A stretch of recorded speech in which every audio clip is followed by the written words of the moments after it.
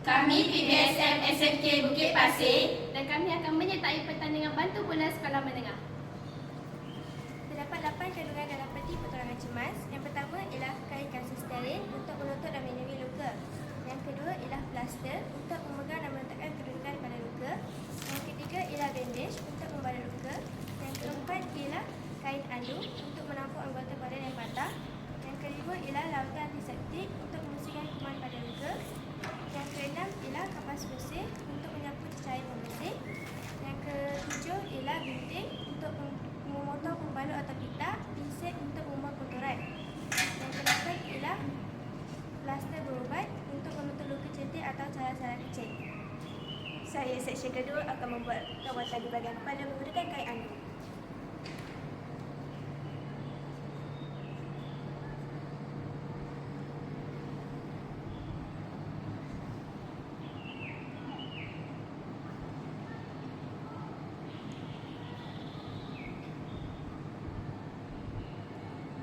Di bahagian hadapan menggunakan ikatan pusila dan kemaskan bahagian belakang dan segera bawa mangsa ke hospital.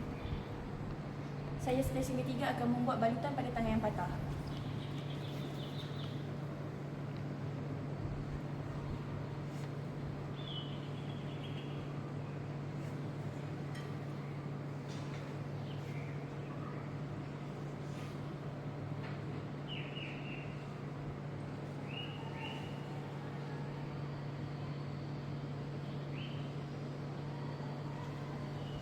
Kemaskan pada bahagian depan.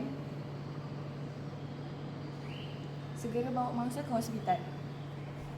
Saya seksyen keempat dan saya akan melakukan bantu bola CPR. Jangan panik, ingat DRS ABC. D.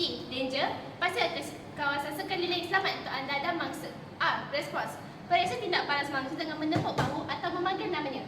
S. Send for help, hubungi talian kecemasan 999. A. Airway, buka laluan pernafasan mangsa dengan mendongakkan sedikit mulutnya.